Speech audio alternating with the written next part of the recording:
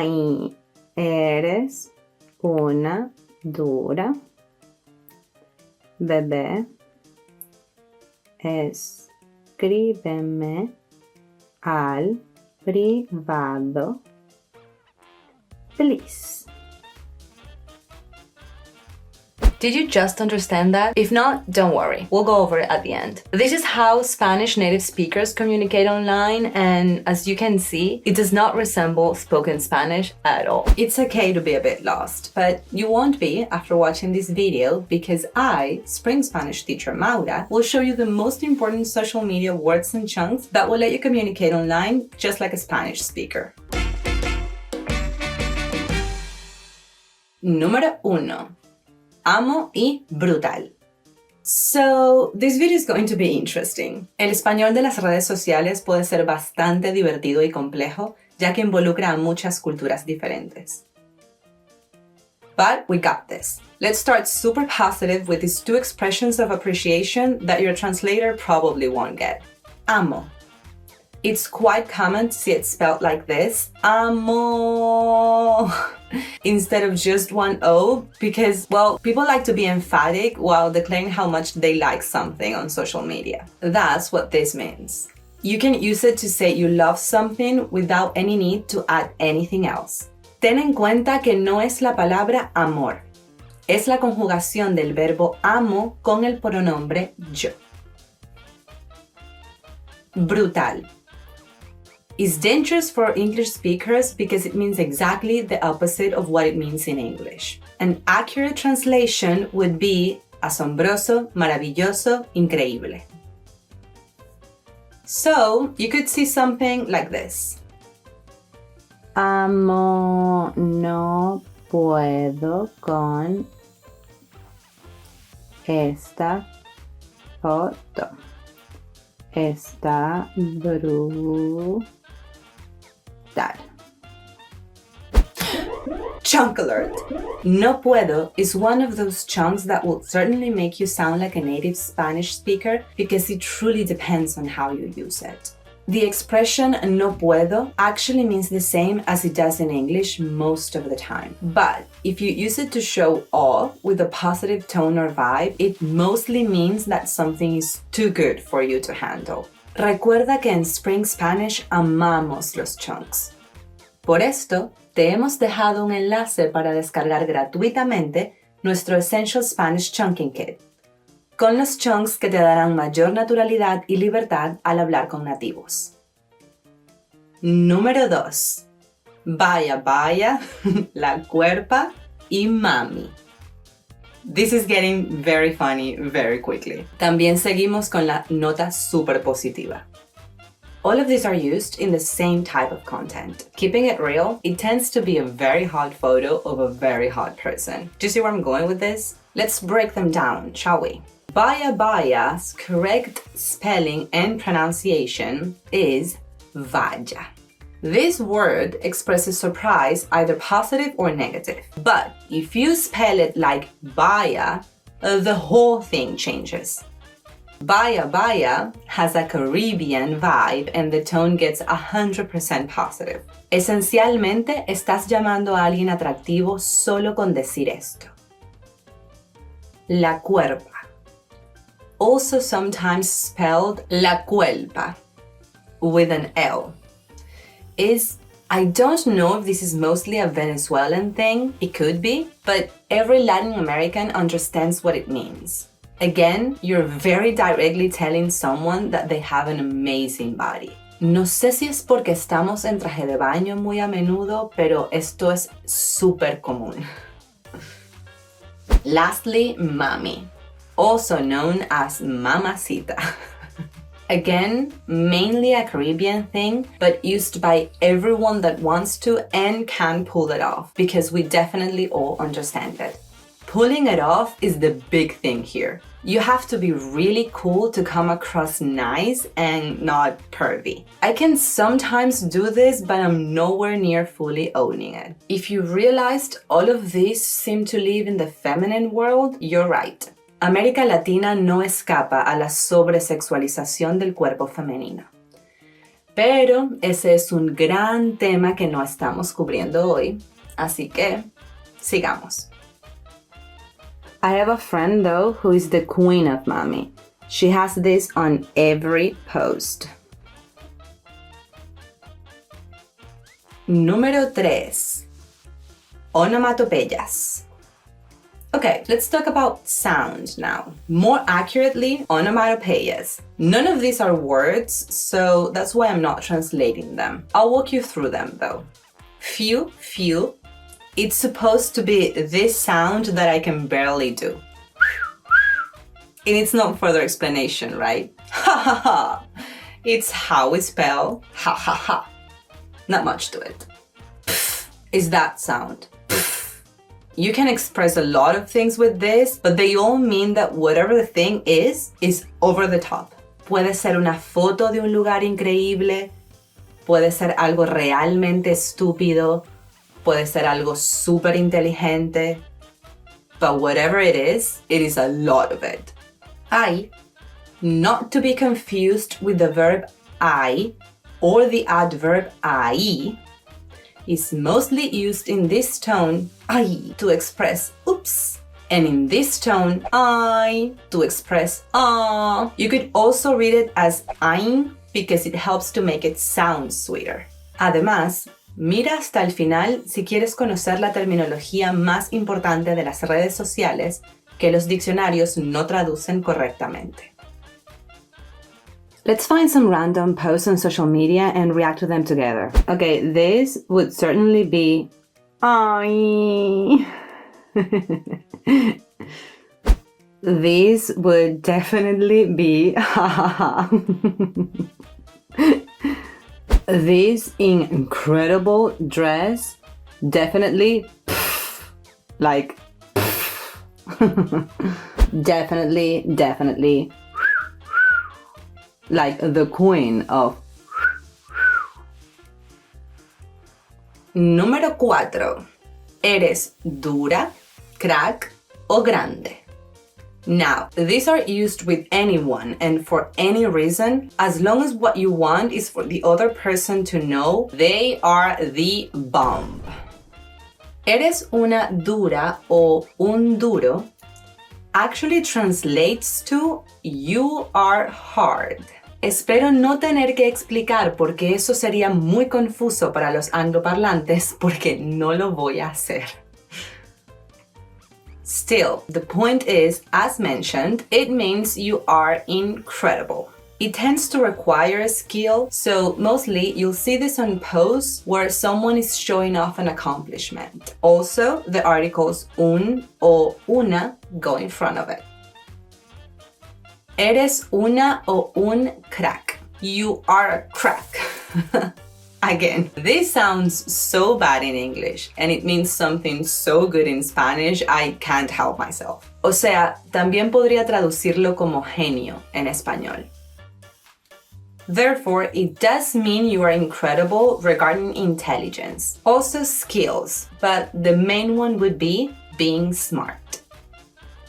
Eres grande. Though grande means big in English, this has nothing to do with physical size whatsoever. It's about being amazing overall. It's the broadest of the three because we use this one for things outside skills as well. Generosity and kindness are often related. Humor is another possibility. Here's an example. Another one. There's an example. There's another one. For instance, Número 5. Ta, sa, pa, to. These are not abbreviations per se. After this, we'll check some actual abbreviations. These ones are not meant to represent a full word. They are meant to be read exactly as they are written. La razón es que cuando se leen así, transmiten una vibra y un tono muy diferentes. Ta. This is supposed to be está, but if you just write ta, it'll sound with more flow, if you know what I mean. Instead of reading something like está bonito, you could run into está bonito. and it'll tell you that the person is trying to be chill about it. Sa. This one stands for esa. Remember mommy? Let's look at those examples once more. I have a friend though who is the queen of mommy. She has this on every post. See, with sa in front of the message, sa mami, it's emphasized and the vibe continues to be even more Caribbean cool. Pa. Nothing to do with papa. This is para when written like this, or it could be para él when spelled pal. Again, street talk or social media talk. I actually do this when I'm a bit tired and or acting a little goofy. Like, vamos pa'l cine, instead of para el cine, when I'm, say, trying to convince my friends to take me. To. The full word is todo, but to is definitely more humorous and lighter. It's a decision to do this though, meaning it won't sound unhumorous or heavy if you don't. There's a hilarious song in Spain called En el chino hay de to, which talks about a type of store which sells pretty much everything. The humor in this song has got a lot to do with the fact that it says to instead of todo. Otra forma de ver estas palabras sería como lengua de pueblo, pero sin ninguna connotación peyorativa en lo absoluto. Número 6. UDS, TB, TQM, BB, PLSQ. These ones are actual abbreviations. Here you are supposed to read the full word, we just don't always write them. For more about abbreviations, you can check my video about how to shorten Spanish words like a pro. Going back to these ones though, acronyms would be another way to see it, but there's nothing official about this. Es decir, los diccionarios no los incluyen todavía. UDS. Okay, I lied. One of these is official. UDS stands for ustedes, even in dictionaries, but this is the only one. TB. Full word would be también. TQM. This is te quiero mucho. So it's not exactly love. Corey has a video you can watch where, amongst other things, she explains this better. TQM is also a bit outdated in most countries. It was huge when I was a teenager, and you can still see it though. If you change the T for any other letter that stands for other pronouns, like an L, it would change to LQM. Los quiero mucho. Bebé. Full word, bebé. We use this exactly as in English. It's a pet name. PLS. As you may have seen in some of our other videos, we borrow from English quite often. Please, it's so much part of that, we even have this little acronym. Sí que lo tenemos en español, por supuesto, y estoy segura de que lo sabes. Let me know in the comments what the translation of please would be in Spanish. Cool. Full word, que. I remember this starting with my generation and text messages. Our parents and teachers were going crazy because we were butchering the language. We do have more options, as Paulísima explains in her video, Stop Saying Que. Pero, adivina qué. He oído a lingüistas decir que no solo no estábamos asesinando al idioma, sino que decir más con menos es una señal de evolución. Let's see how a full sentence looks like with all of them at once. Bebé, ustedes saben que también los quiero mucho, así que please, cuídense un montón.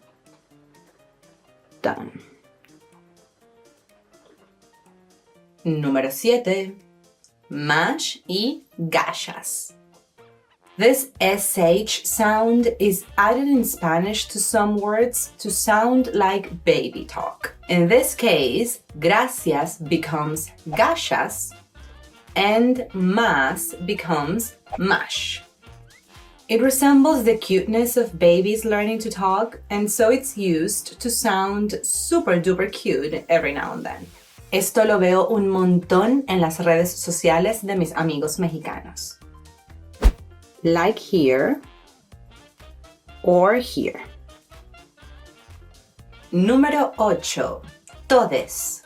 Okay, so not too different from the original word todos and not used by everyone. I wanted to show you this word as an example of how this language representation thing is more complex in Spanish sometimes. Tenemos una diferencia de género binaria para casi todo.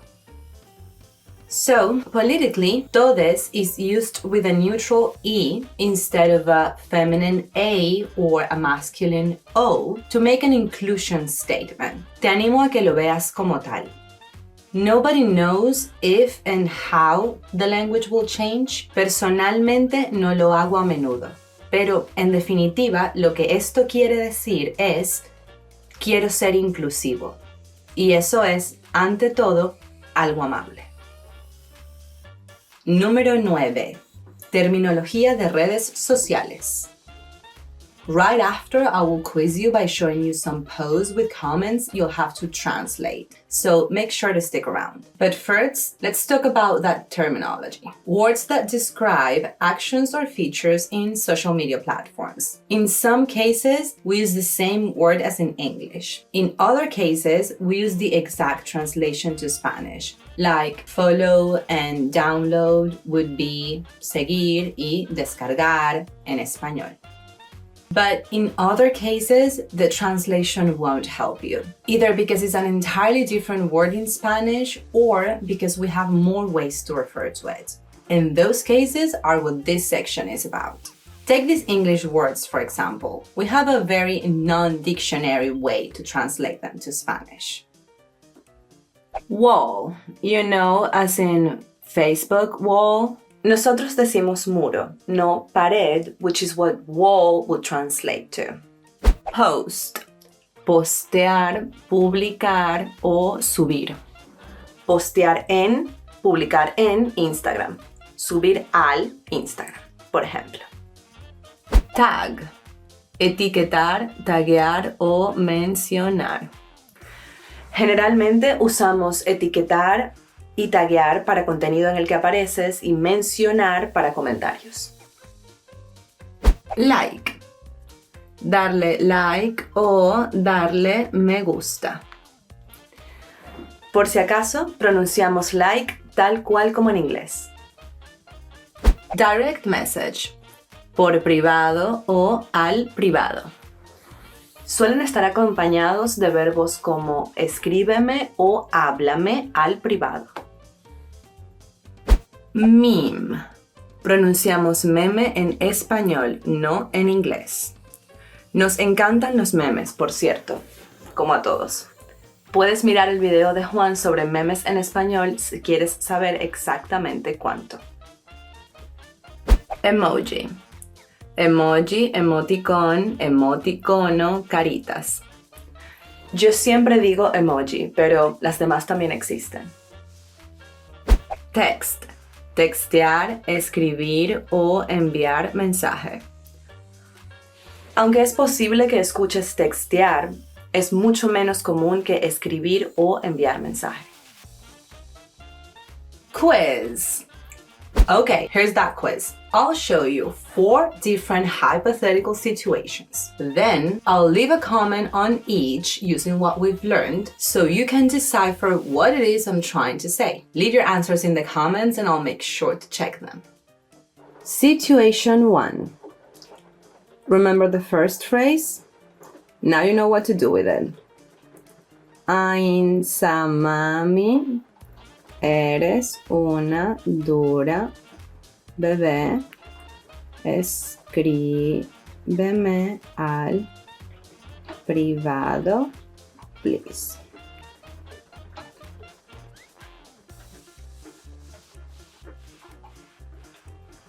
Situation 2. Amo, que crack. Situation 3. Ay, ustedes, todes, lo son todo. Gracias.